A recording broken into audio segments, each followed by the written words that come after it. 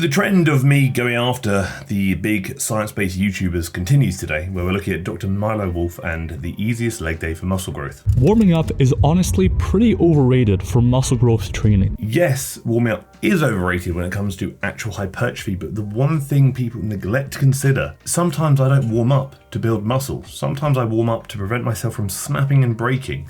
And I'm going to give an example. This actually kind of frustrates me about a few of these science-based creators. I'm not trying to throw shade, but I'm going to sound like I'm throwing shade, is some of them aren't particularly strong.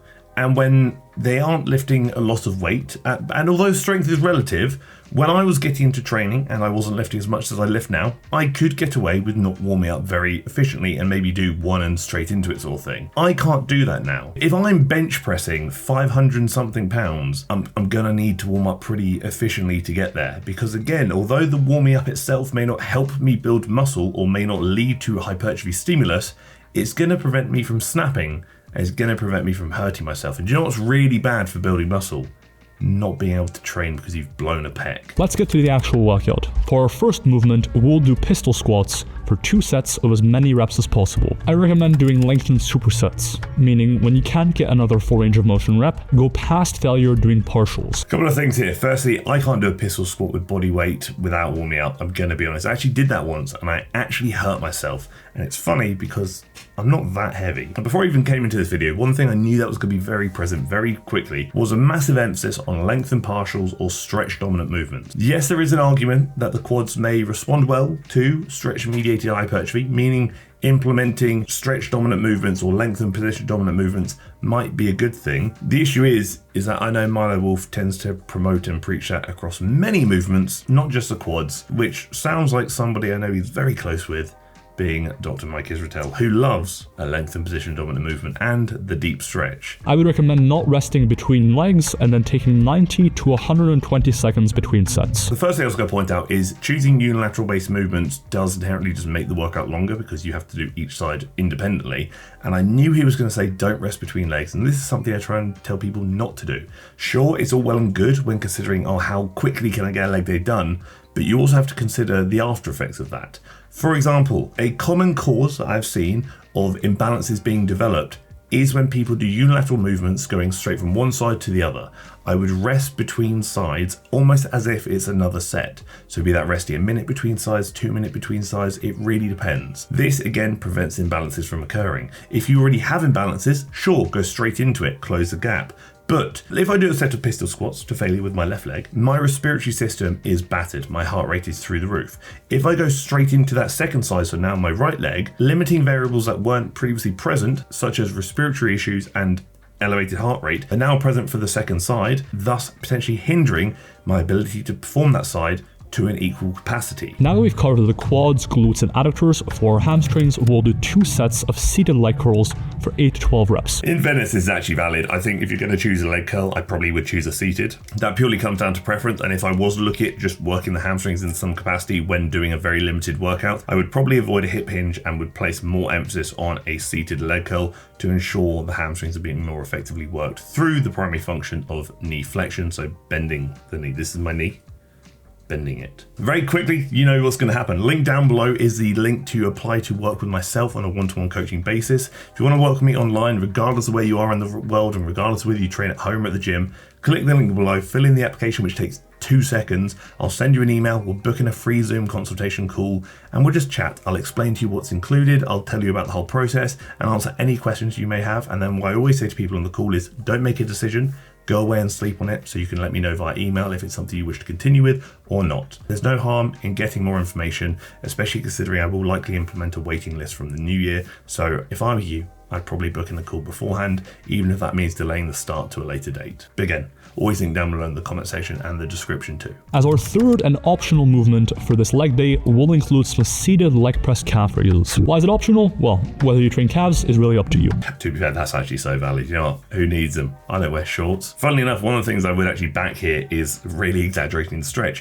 For whatever reason, it seems like the calves respond really well to holding a stretch position against resistance. That doesn't mean a lengthened position dominant movement. That actually means holding the stretch against resistance. So when I'm doing a calf raise, I am holding that bottom position where I'm at the peak stretch for like 3 to 5 seconds per rep. Then I'm coming up to neutral, and then I'm going back into that stretch and going until I can't do any more. And when I can't do any more, I'm going to hold that stretch for a good 3 to 5 seconds before I cry, complain, and then drop it. Next, to target the rectus femoris, we'll move into sissy squats, 2 sets of as many reps as you can. A lot of people watching this video probably can't do sissy squats. Understandably so, very hard movement. And I knew before we even got to this point, when I was going to choose a rec fem dominant movement, it was going to be a sissy squat because length and position. Do you need to? No. To be honest with you, if I'm going to do a rec fem dominant movement and I want to be quick, I want to be in and out as fast as possible, I'm going to do a leg extension because I can probably get ready and do that in a much shorter time frame, thus making it more efficient. And arguably, if I actually could only ever choose one movement to do for the quads, it would be the leg extension. And if I could only ever choose one movement to do for the hamstrings, it'd be a seated leg curl. You've got half my ideal minimalist leg day workout already, just doing those 2 movements. If you do these 2 10-minute leg days every week, you will very likely build muscle based on research. That's a tricky point there.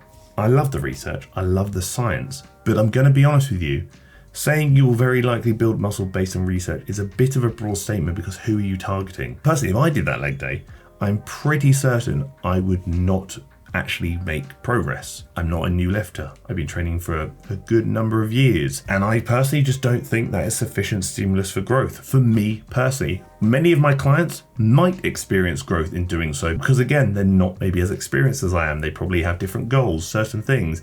But for me personally, I don't think, despite the research telling me otherwise, I don't think I would progress. Genuinely, I do not. And quite frankly, I think this is where there's a big discrepancy in the research sometimes. Many studies are based on untrained individuals. Not all of them, but many studies are.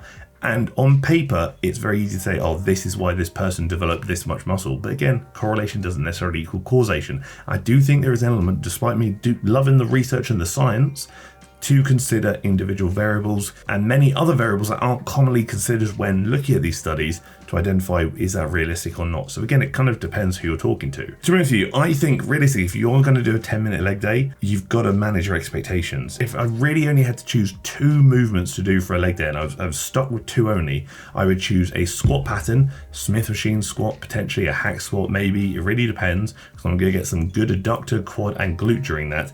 And I'm going to choose a leg curl variation, likely a seated, so I can nail my hamstrings too. I skip calves entirely. If I was going to choose a few exercises to make an effective minimalist leg day that is a bit more than this, I'd simply choose 3 movements with an optional 4th. I'd choose a thrust pattern to work short and glute. I'd choose a leg curl pattern to work length and hamstring. I'd choose a leg extension to work all of the heads of the quads effectively, including the rec fem. And again, if you wanted to, as a 4th movement, you could consider doing something like a calf raise or even an adductor movement if you wanted to. It's completely up to you. If you wanted to get short and glute in there without actually considering a big thrust pattern, you could consider a glute bias back extension instead, or you can consider a machine abduction where you'll then at least work in the glute med as well. So you have options. I don't think you're going to see mad results doing a 10-minute leg day. Sure, you may see something, but it really depends on the individual. If you've done no working out and you do a 10-minute leg day, that's much better than you were doing previously, and you're going to see results.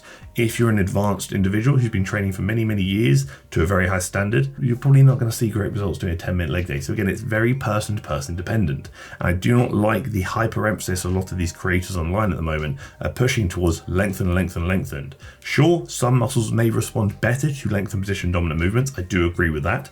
I'm a big believer in the quads being one of those, but I don't think you need to do length and position everything, because one of the big things and one of the big trade-offs that many people neglect, your workout program is only as good as what you can recover from. In a lot of cases, maybe not for a 10-minute workout, but maybe larger workouts, you are hammering only length and position dominant movements and doing higher volume, as Milo does often promote or suggest.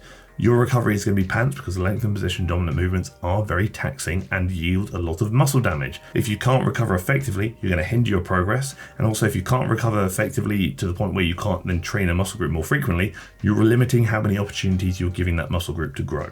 So, swings and roundabouts. Someone's going to pipe up in the comment section disagreeing with me, and that's absolutely fine. In fact, I actually encourage it. Let me know your disagreements. Go wild, because that is giving me material for another comment section reaction video, and I quite like those. Many ways to skin a cat and all that jazz, and we do need to consider individuality as well. Thank you for tolerating me. Thank you for tolerating my waffle about short leg days, and thank you for tolerating the video.